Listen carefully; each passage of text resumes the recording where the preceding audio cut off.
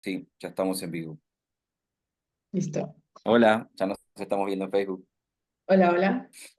Bienvenidos a este episodio en donde vamos a abordar la crucial importancia de las elecciones en Venezuela, que es un país que se encuentra en un momento histórico en donde el régimen de Nicolás Maduro podría enfrentar una derrota significativa.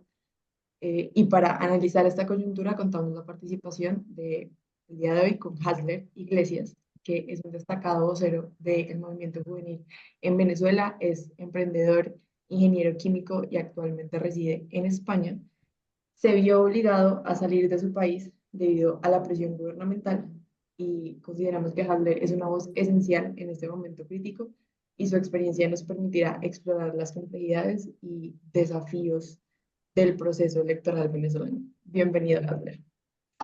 Muchas gracias, Sofía. Gracias a todos los que están escuchando y tomándose el tiempo de compartir, ¿no? En este momento histórico de Venezuela.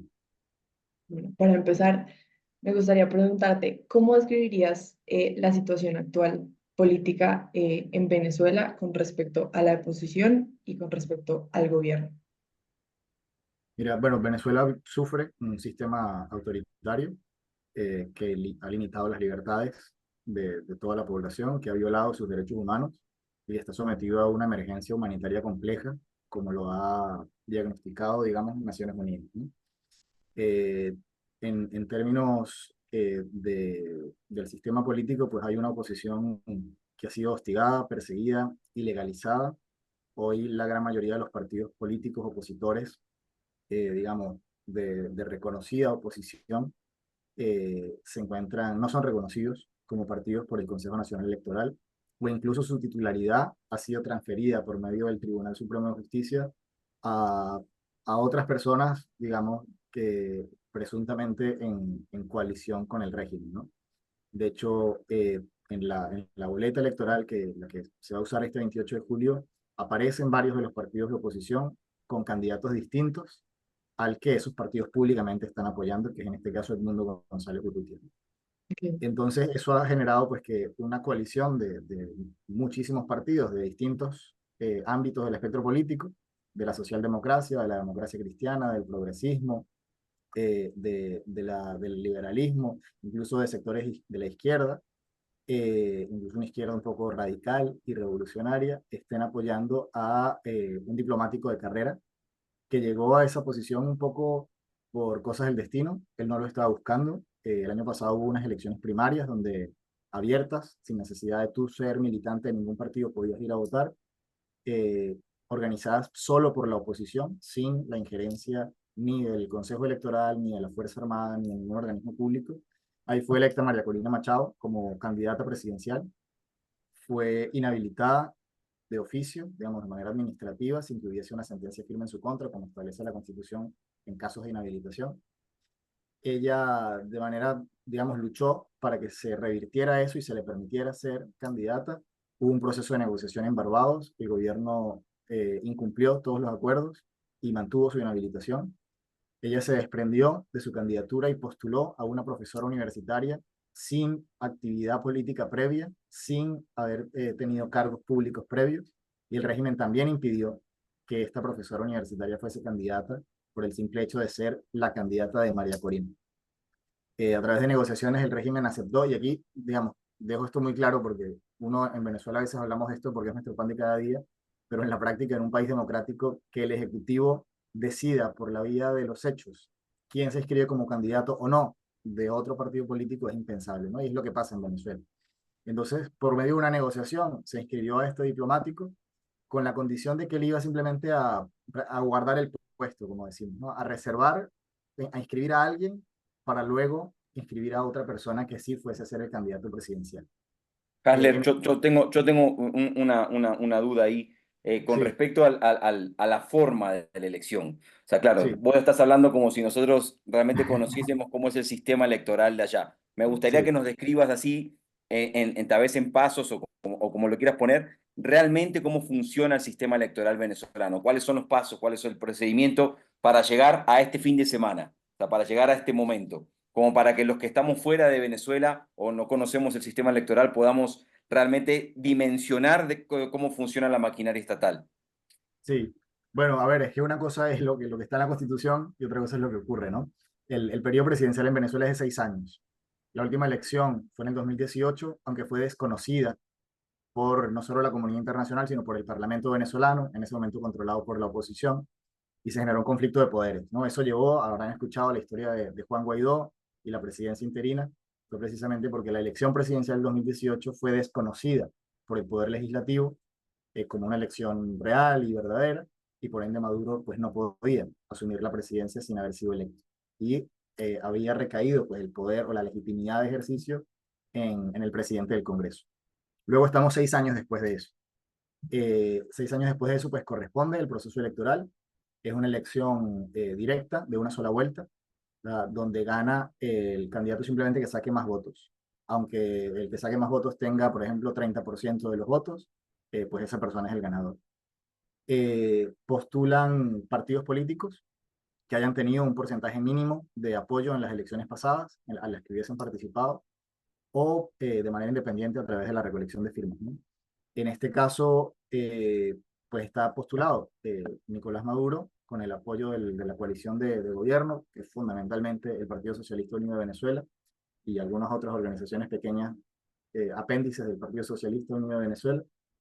Está el candidato de la oposición democrática, eh, digamos, como institución, que es Edmundo González Urrutia, que en el tarjetón solo aparece postulado por 3 partidos, y hay una serie de otros candidatos que se hacen llamar opositores, que la buena parte de ellos, digamos, su salto de la oposición institucional a estos partidos, pues se vio inmerso en polémicas de compras, de chantajes, de presión, y están siendo candidatos presidenciales un poco tratando de dividir el voto.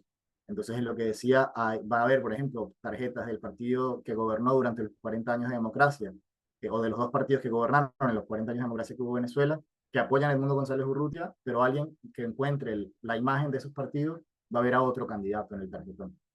Le pasa lo mismo con partidos más recientes, como el partido de Enrique Capriles o el partido de Leopoldo López, aparecen en el tarjetón, pero con otro candidato distinto al de la oposición. Entonces, bueno, este domingo el voto es electrónico, se vota en máquinas. Eh, no se hace un conteo manual de los votos, lo que se hace es una verificación, o sea, las máquinas emiten un ticket, una papeleta, que legalmente la papeleta no representa el voto, es un comprobante de voto. O sea, el voto es absolutamente digital. Y lo que se hace es por un sorteo, alrededor del 50% de las cajas se abren para verificar que las papeletas que están dentro de la caja coincidan con los números que emite la máquina, ¿no? Pero Ese es ante casos de el duda, famoso dicho prevalece la máquina. de Chávez, el de abran las cajas, viene Claro, de ese. claro. Ok, Y se ok, abre, ok. y claro, siempre hubo el debate de si la apertura de esa cantidad de cajas era estadísticamente representativo para afirmar que la apertura de esas cajas representaba el total de la elección, ¿no? Entonces depende, ahí hay un juego también, hay una ingeniería electoral, bueno, ahorita está el debate de si llamarlo ingeniería electoral o fraude, pero yo creo que es una ingeniería electoral dedicada a hacer un fraude institucional, digamos, o sistémico. O sea, el A tema mí del... me ¿Cómo? me parece interesante comparar estas dos. O sea, en estas elecciones van a incorporar un proceso totalmente nuevo en el país, digámoslo así, como voto electrónico. Pero entonces, claro, tú dices que es muy probable que haya una metida de mano por debajo para hacer un fraude electoral y corromper este proceso tecnológico, digámoslo así. ¿Qué tanta, digamos, qué falta todavía en el proceso para que se forme esa confianza de las personas en creer, ya sea en el proceso por medio de la tecnología, o el problema hoy de creer en el proceso de la tecnología viene directamente del gobierno, no de la implementación directamente de la tecnología en el proceso de votación? Mm. Mira, a ver, es complejo. Yo creo que la gente, nadie está... A ver, los venezolanos no, después de tanto que hemos vivido, no somos ingenuos, ¿no? Sabemos a qué nos enfrentamos. Y el tema de, por ejemplo, tener testigos en el 100% de las mesas fue una proeza. Hasta el día de ayer todavía la oposición no tenía aprobados los testigos, se los tenía postulados, pero el Consejo Nacional Electoral no los había aceptado. Hubo trabajo, digamos, y esto yo lo llamo una rebanadora, ¿no? O sea, imagínate que el sistema, tú tienes que postular a cerca de 100.000 testigos en todo el país, y el sistema te Pero dejaba esos generar testigos, ¿estos testigos funcionan por partido o son de parte de el gobierno o cómo es el No, proceso o sea, de... allá está la figura, están los miembros de mesa, Ok, que son los representantes del poder electoral en la mesa, son elegidos al azar, ok, aunque, bueno, han habido ciertas dudas de qué tan al azar sea o si el régimen, pues, favorece que ahí participen personas de su partido, ¿no? ok. Y están luego los testigos. Los testigos son postulados por los partidos de los candidatos y pueden estar en cada una de las mesas. Y cuando hablamos de una mesa, es una máquina con una caja asociada. Y bueno, y el padrón de electores inscritos ahí, ¿no? Entonces, el testigo tiene derecho de estar presente durante toda la jornada electoral, de solicitar que conste en acta algún reclamo o alguna incidencia. No tiene derecho a voz, bueno, ni a voto en la toma de decisiones de la mesa electoral, sino simplemente puede, bueno, pedir que conste en acta pues, sus quejas o sus reclamos o sus indicaciones. Pero yo diría que tiene dos funciones fundamentales. La primera es denunciar con su propia organización partidista o política cualquier irregularidad que haya. Irregularidad del tipo, lo que se llama el voto asistido, que es que la persona cuando pasa a votar en la máquina no pasa sola, sino que pasa con un militante del Partido Socialista que o bien vota por ella o vigila por quién va a votar, ya con eso prácticamente obligándola a votar, bajo amenaza, bueno, de perder la vivienda pública que tiene, o de perder el trabajo que tiene, o de perder la distribución de la bolsa mensual de alimentos que tiene, o el bono o la ayuda pública que recibe. Y entonces va un buen porcentaje de empleados públicos y personas que reciben beneficios sociales o asistencias gubernamentales van a votar en estas condiciones, o sea, sin que se les garantice su derecho al voto y bajo presión. Eh, Luego, ese tipo de cosas son las que más se denuncian. Luego, otro momento crítico es a la hora de la verificación ciudadana. Y se llama verificación ciudadana y no conteo, porque el conteo se hace de manera electrónica y la verificación es simplemente la apertura de las cajas para verificar que las papeletas coincidan con el acta.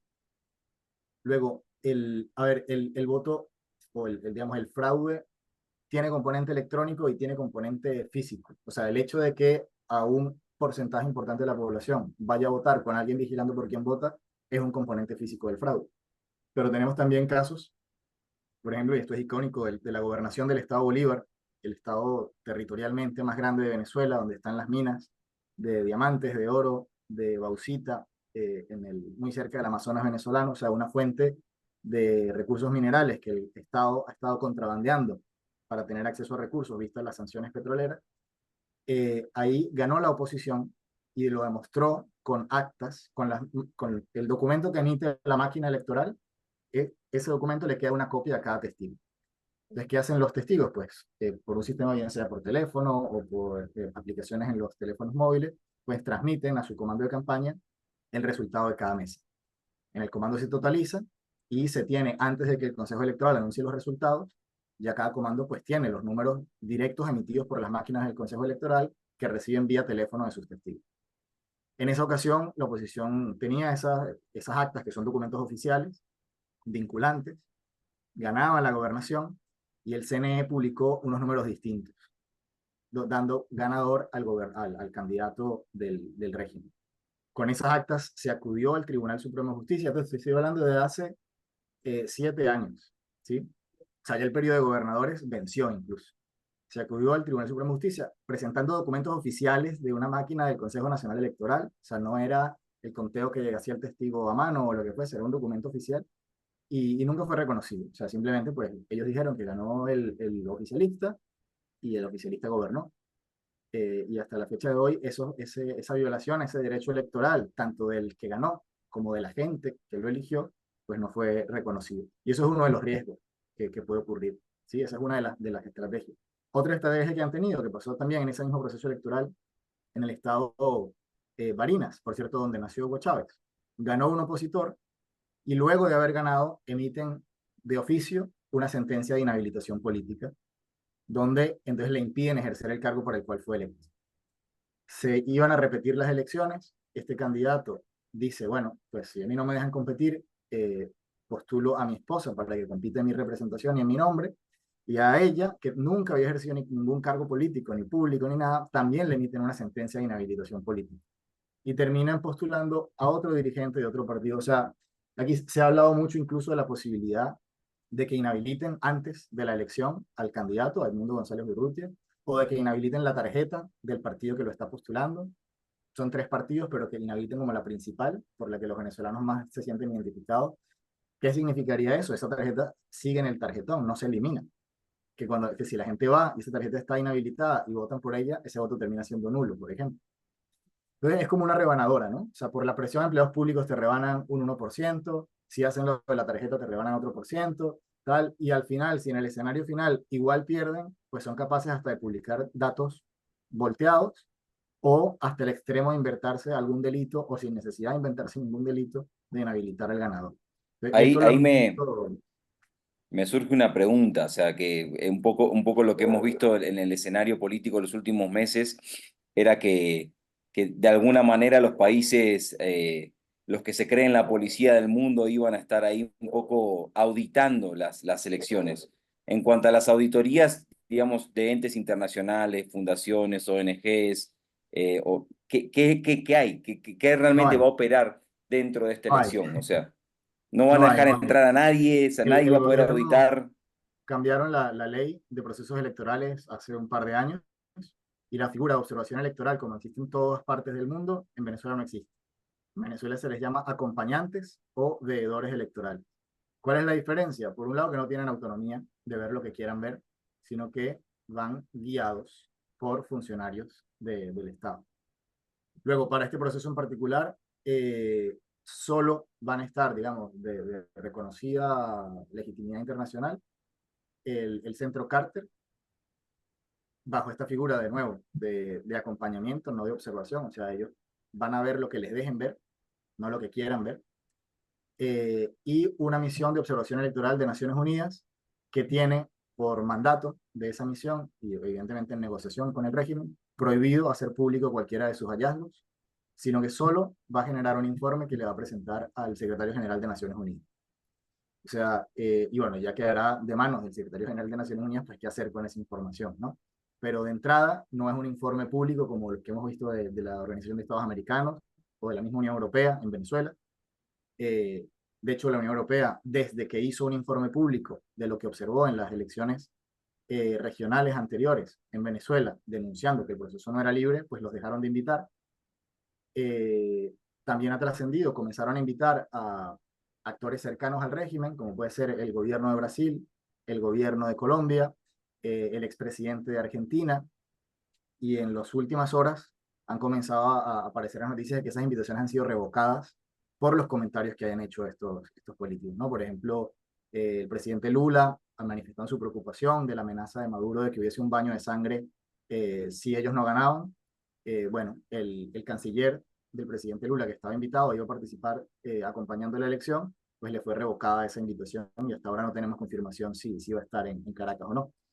Entonces, eso te da señal de dos cosas. Primero, el terror que le tiene el régimen de que personas libres con una hoja en el mundo vayan a ver lo que está ocurriendo. Y por otro lado, lo solo que se han quedado. O sea, acostumbrados a tener el apoyo a la izquierda latinoamericana, hoy tienen una izquierda latinoamericana pues que no les sigue el discurso, que les dice cosas tan básicas como, bueno, es que el que pierde la elección sale del poder. O si está en la oposición, pues no entra, ¿no? Pero eso para el régimen es un insulto, eso para el régimen es una afrenta.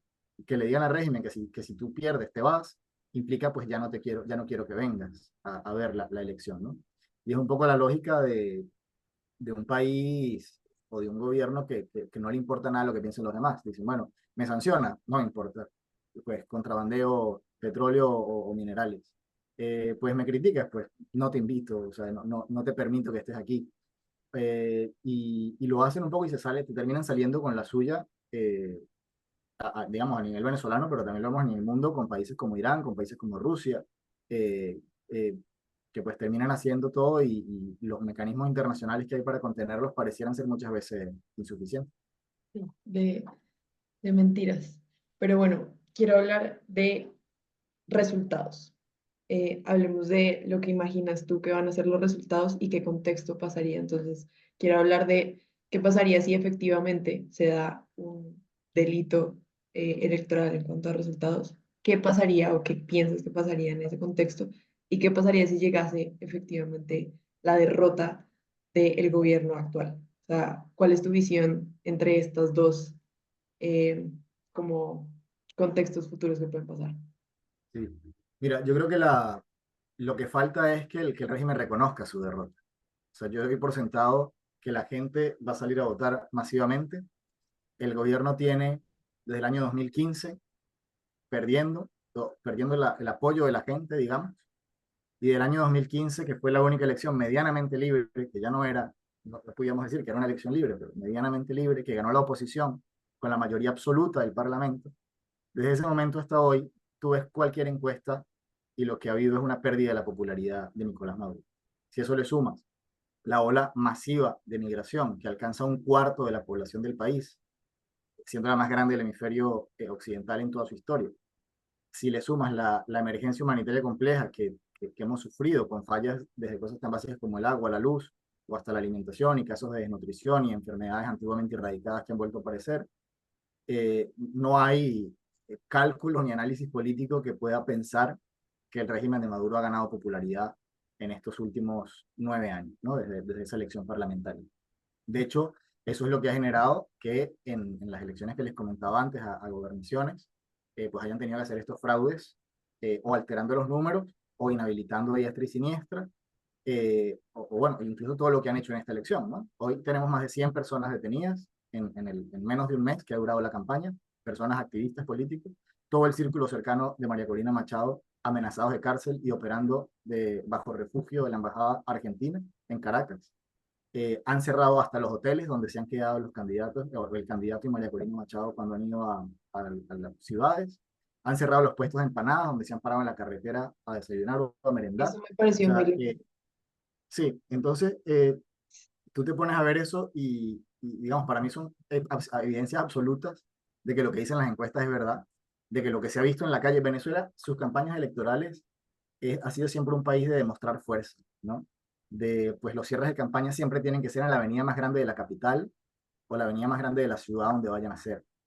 Y esta elección, por primera vez, Maduro no ha sido capaz de hacer eso, ¿no? En el 2018 la diferencia fue que no tuvo candidato en contra, tuvo él solo prácticamente. Eso iba a preguntar, que cuál era la diferencia Eh, del 2018, ¿verdad? Ok. Esta vez sí tiene un candidato en contra, que ha llenado las principales avenidas de Venezuela, a pesar de las amenazas, de los chantajes, de los abusos, a pesar de que ha sido absurdo el nivel, por ejemplo, se convoca una concentración con María Corina Machado o con Edmundo González y el régimen comienza a hacer obras en las calles, comienza a faltar la calle para trancar el tránsito y ver a la gente saltarse las montañas de arena que han puesto ahí para hacer una reparación de último minuto para querer ir a esa manifestación o a ese acto de campaña versus los actos de Maduro, más bien en callejones, en calles muy pequeñas, muy estrechas, donde no cabe mucha gente, pues eso te da una señal de los ánimos que hay en Venezuela, ¿no? De manera que para mí eso, sumado a las encuestas y a la realidad política y social, es que, por eso te digo, lo que falta es que Maduro reconozca que perdió, porque estoy seguro de que lo que se va a expresar ese día en las urnas es una victoria de los sectores democráticos, pero hay encuestas que le dan hasta 20 o 30 puntos de ventaja cuando, cuando en Venezuela, en la época de polarización con Chávez, siempre estuvo más o menos 50-50. En el mayor éxito electoral de Chávez no llegó al 60. O sea que el máximo ventaja hubiese sido 20, ni siquiera. Y ahora se está hablando de hasta un 30 a favor de la oposición. Entonces, el tema aquí es que no basta con ganar. Y no basta con que la oposición haga las cosas bien, haga una buena campaña y tenga buenos testigos. Porque hay un factor muy importante, hay que reconocerlo, que recae en las manos del dictador. Porque ellos tienen la fuerza y las instituciones para hacer lo que quieran y hay que asumirlo, ¿no?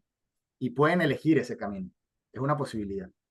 De que ese Pero día, ¿consideras que el inconformismo de el país en general puede luchar contra ese poder y, digamos, monopolio de la violencia que tiene en este momento la dictadura? ¿O realmente sigue siendo la dictadura algo que la gente, el inconformismo todavía no es capaz de pararse y decir como no queremos más, estamos cansados de esto? mira, a ver, de ocurrir ese escenario que te estoy diciendo, de que el régimen decida pues, quedarse con el poder a toda costa, pues hay dos cosas que pueden pasar. Una, que sería la menos costosa y la menos dolorosa para el país, que es que a ver, el oficialismo venezolano no es monolítico. Lo fue cuando estaba Chávez vivo y le seguían con una disciplina militar. Eso ya no es así. Ahora hay, y cada vez más, se ha atomizado el liderazgo al extremo, por ejemplo, de que hoy el Partido Comunista de Venezuela no apoya a Nicolás Maduro en el proceso electoral. Tampoco apoya a Edmundo González, pero te demuestra que uno de los principales aliados históricos del chavismo, pues no los está apoyando. Y como ellos, varios liderazgos, podemos decir intermedios, o incluso parte del Ejecutivo, o sobre todo de la Fuerza Armada, eh, que pudieran haber estado en el pasado de acuerdo con que el chavismo es una fuerza que tiene que ejercerse y no salir del poder, pero que en un escenario donde una elección están perdiendo por 30 puntos de ventaja, puedan decir, mira, ya esto es cruzar una raya que nunca hemos cruzado, porque la verdad se ha dicho, el chavismo nunca ha perdido una elección con una ventaja tan brutal. Nunca, y te lo digo no solo numéricamente con las cifras electorales, sino con la realidad social del país. Nunca ha habido una ventaja de cualquier otro sector versus el chavismo tan grande como ahora. Y eso puede hacer que algunos actores del régimen decidan no prestarse para ello. Un poco lo que sucedió con Pinochet, ¿no? La historia Sí, de aquella yo, transición en Chile era que Pinochet quería robarse la elección y fueron sus propios militares que le dijeron, señor, lo sentimos, pero no lo acompañamos en esto. Eso es yo, la que sería la menos dolorosa. ¿Cuál es la yo, más dolorosa? Pues que quieran hacerlo por la fuerza y la gente efectivamente sea convocada a manifestar su rechazo en las calles. Y ese, digamos, ojalá esta vez, si llegamos a ese escenario, salga distinto a las otras veces, pero las otras veces lo que ha generado es un baño de sangre, efectivamente. Ese es el que ha amenazado a Maduro. No es contra él, es de él contra la gente. Y muchos más cientos de detenidos, de represión, de heridos y de violación de todos los derechos. a nosotros nos inquieta un poco la migración. ¿De qué manera, o sea, la migración? Eh, Tenemos entendido por cifras de, digamos, de fronteras, de países fronterizos y de países no fronterizos que más o menos hay como 5 millones de venezolanos fuera de Venezuela. O sea, más, menos, pero es un número realmente grande y es una masa crítica que en todas las elecciones sabemos que el rango de edad de entre los 18 y los 30 años es el rango más fuerte en cuanto a la cantidad, o sea, a la masa crítica del voto. Ese rango de edad es justamente el que más está fuera de Venezuela. O sea, ¿cómo van a poder votar ellos? ¿Van a poder votar? ¿No van a poder votar? Porque realmente es significativa, significativo el número Sí, de personas que no van a poder participar de este proceso democrático. sí. Mira, bueno, la cifra de venezolanos fuera se acerca más bien a los 8 millones, de los Wow. cuales 5 serían electores. Estamos hablando de 3 menores de edad y 5 que serían electores. De esos 5 millones con derecho a voto, poco más de medio millón está registrado para hacerlo. Es muy Un poco. registro que estuvo cerrado por más de 7 años, si no me equivoco, y que fue abierto este año por escasas semanas, con unos requisitos además eh, que complicaban bastante el registro, desde pedir, por ejemplo, tener residencia legal en el país donde te encuentras y donde pues buena parte de estos migrantes venezolanos pues han tenido que llegar sin una residencia legal. Entonces el Estado venezolano les está negando el derecho al voto en su país por su condición legal en otro país, ¿no? Por ejemplo, exigirte requisitos más fuertes para registrarte que para votar. Por ejemplo, yo si estuviese en Caracas, puedo ir este domingo a votar con mi cédula de identidad vencida, pero con mi cédula de identidad vencida no me puedo registrar para votar. Y por esa es la razón por la cual yo no pude registrarme para votar. Aquí, bueno, además de que los turnos eran limitados y que atendieron a muy poca gente de la que se debió haber atendido. Entonces sí, estamos partiendo de que hay un gran porcentaje de estos electores que estamos afuera que con esos votos no se cuentan. Hay otro fenómeno que estamos viendo hoy en la mañana, vi un video del aeropuerto de Maiquetía, del aeropuerto de Caracas, y era cantidad de gente llegando y grabando videos y decía, vine a votar. O sea, muchos venezolanos que tienen la posibilidad de regresar, que pues no tenemos cifras, quizás las tendremos después, pero es un fenómeno que está ocurriendo, de venezolanos que están regresándose a decir, de repente tengo 5 6 7 años sin ir a Venezuela, pero este domingo tengo que estar ahí para poder votar. Eh, Así que yo no pensaría que son 5 millones de votos menos, será no serán tantos, pero con todo y eso, todos los estudios de opinión que hay, contando eso y contando la abstención, aún así, numéricamente hablando, hay una ventaja a favor de Edmundo González en este caso. Eso yo de verdad no lo pongo en duda, pero ni por un segundo. Y no te lo digo por campaña ni por discurso. Yo, lamentablemente, no pude participar en la campaña, ¿no? Yo aquí en España estoy como un migrante más. O sea, tengo un trabajo, un horario que cumplir, unas cuentas que pagar. Estoy además en una ciudad de la periferia, muy mal conectada, con poca actividad política venezolana, digamos, que quizás está concentrada en Madrid, en Barcelona, en Bilbao, en Tenerife, donde yo estoy escasa más bien la presencia, por lo cual mi actividad se limitó a las redes sociales que podía usar en mi tiempo libre, ¿no? Lo que para mí es un cambio radical a como estoy acostumbrado a vivir una campaña electoral. Eh, y aún así te digo o sea, estoy convencido, y no es campaña, no es discurso, no es la propaganda o el eslogan que tengo que repetir, no, porque no estoy participando de esas estructuras en este proceso. Es convicción real de que aún con todas las rebanazos que puedan dar, las rebanadas que puedan dar, igual la mayoría se va a expresar y lo que resta es que el propio CNE reconozca, ¿no? Hubo una anécdota, hubo una rueda de prensa de la oposición que el discurso fue cuando les preguntaron, ¿ustedes van a reconocer los resultados? La respuesta fue, vamos a reconocer los resultados que emitan las actas que tengan nuestros testigos. Yo les expliqué hace rato, ¿qué son las actas? Documentos oficiales del Consejo Electoral. Te estoy diciendo, sí, vamos a reconocer los documentos que me emite el Consejo Electoral. Ah, pero entonces, si es el Consejo Electoral el que no reconoce sus propios documentos, a eso sí no lo podemos reconocer. Entonces, ese es el debate en este momento. Tengo una pregunta que me surge. Esta semana nuevamente en el Dorado aterrizó un avión militar venezolano y bueno, hay un montón de versiones encontradas de qué hacía, por qué no se sabe quién vino, quién subió, quién bajó, qué trajeron, qué no trajeron. ¿Cómo sientes que el factor Petro, Maduro, Maduro, Petro pueda llegar a afectar negativo o positivamente esta elección, siendo que probablemente la migración más grande de venezolanos está acá, en Colombia, claro. Colombia, ¿no? Y que aumentaría si Maduro sigue en el poder, ¿no? Y Petro lo sabe. Eh, A ver, yo de Petro, para este tema me cuesta a veces caracterizarlo, ¿no? Ha dicho cosas en ocasiones sensatas, ha tratado, incluso propuso un acuerdo de respeto no solo a los resultados, sino a la integridad de todos los candidatos y tal, un documento que al final no se firmó. Yo creo que a Maduro no le hizo mucha gracia que le estuvieran a él planteando firmar un documento de reconocer, o a un documento que incluso asomara la posibilidad de que él perdiera. Desde esa propuesta de Petro, la verdad es que no he visto mayor involucramiento de su parte en el proceso, pero estos últimos días, y estoy seguro que las horas de la madrugada del domingo y las primeras horas del lunes, y quizás por más tiempo, las conversaciones que hayan a nivel internacional y geopolítico van a ser cruciales, ¿no? Ojalá, la postura de Petro bueno, de que los venezolanos elijan y que se respete al que pierda, se cumpla.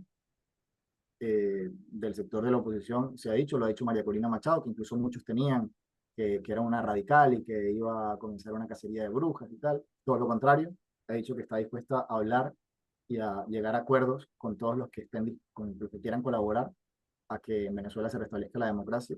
Y eso pues incluye lógicamente a personas que hoy están en la estructura de poder. Creo que las conversaciones van a ser claves, tanto de ofrecer garantías como de demostrar que no los van a acompañar en la intención de secuestrar el voto de los venezolanos, ¿no? Y el rol de Colombia, quizás con el de Brasil, son de los más importantes en esto. O sea, les comentaba hace rato el ejemplo de Lula. Quizás Petro no ha sido tan explícito en sus comunicaciones. Quizás, no descarto, pueda estarlo siendo a puerta cerrada, que a veces pesan más las conversaciones a puertas cerradas que las que se hacen frente a la cámara.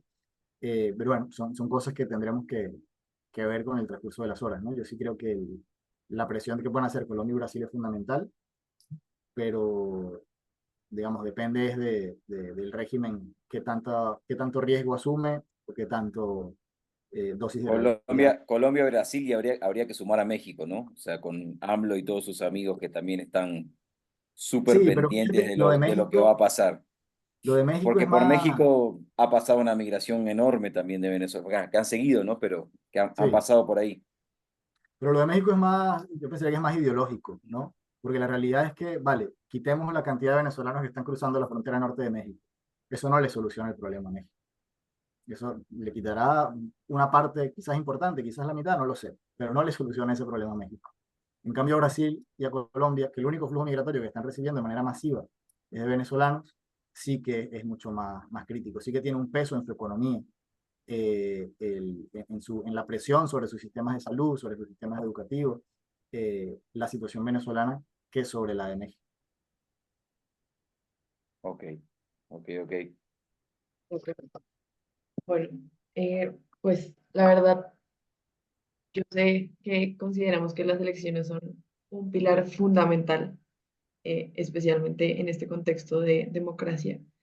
Y nosotros impulsamos mediante nuestra solución, digamos que a través de la implementación de tecnología avanzada, poder asegurar procesos electorales mucho más transparentes y seguros que proporcionen una tranquilidad y confianza a los votantes. Pero digamos que después de esta conversación me queda que no solo es un papel importante la implementación de tecnología, sino también la voluntad de un gobierno en el querer implementar estas tecnologías para transmitir esa transparencia y tranquilidad a los votantes.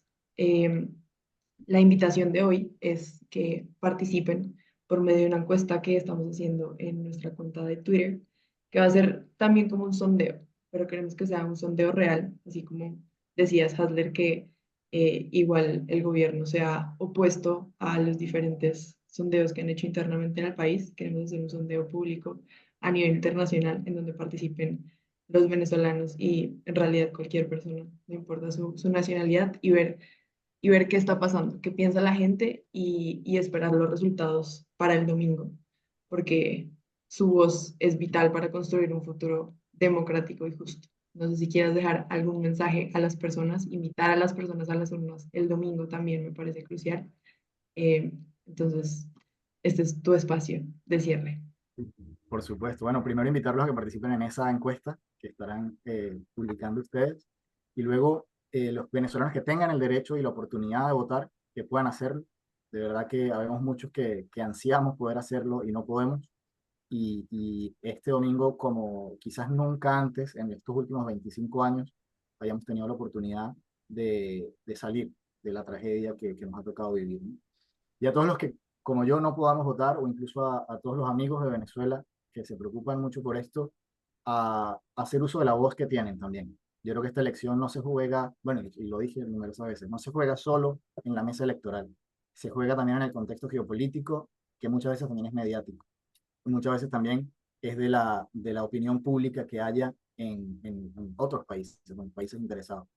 Y creo que todos los ciudadanos ahí también tenemos una voz, hoy más fuerte que nunca con las redes sociales y con los medios electrónicos, a hacer visible todo lo que puede ocurrir ese día, a tener mucho cuidado también con las fake news y las manipulaciones, pero hacer visible todo lo que puede ocurrir ese día. No, en una elección en Venezuela no basta con prender el televisor cerca de la medianoche para ver los resultados. En Venezuela hay que estar pendiente minuto a minuto de todo lo que pueda estar ocurriendo, porque todo eso es determinante, no solo el conteo, sino bajo qué circunstancias ocurren los votos. Y en eso, venezolanos o no venezolanos, con un teléfono o con una computadora con acceso a Internet, pues pueden colaborar muchísimo. Yo tengo me gustaría para el cierre hacer algo más holístico. Yo creo que, bueno, no sé si es tu caso, pero tengo muchísimos amigos venezolanos repartidos por el mundo y yo siento que María Corina específicamente representa a la mamá que se quedó en Venezuela a lucharla, ¿no? A la mamá de un montón de venezolanos que se quedaron sin la posibilidad de poder disfrutar de ellas, de poder darle su cariño, darle su amor. Se me viene a la mente la mamá específicamente de un gran amigo venezolano que vive en Perú, que no tuvo la oportunidad, la mamá lastimosamente partió de esta tierra y no tuvo la oportunidad de darle un último abrazo, darle un último beso. Yo creo que parte de la esperanza que tú nos estás expresando, que nos estás contando, creo que de esa mamá, ¿no? De esa mamá que se quedó allá a decirme, ¿sabes qué?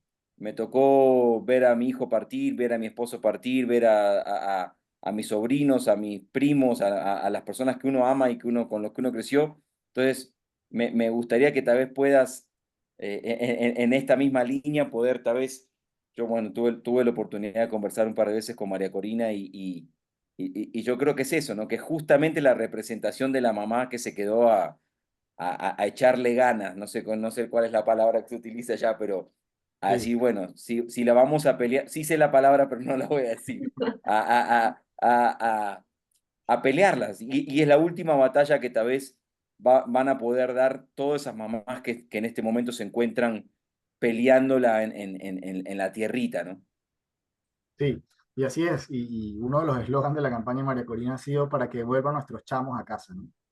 Y lamentablemente ha sido así, tú lo decías, los que se tuvieron que ir han sido mayoritariamente jóvenes y nos ha conmovido enormemente ver a nuestras mamás asumir la posición de yo estoy peleando por ti, yo estoy peleando para que vuelvas a tu país, para que vuelvas a comerte las empanadas que tanto te gustaban de niño, que vuelvas a subir la montaña a la que íbamos los fines de semana, para que vuelvas a jugar con tus amigos en el campo de fútbol donde ibas cuando eras pequeño y que seguramente lo extrañas cuando estás en invierno por allá en Europa.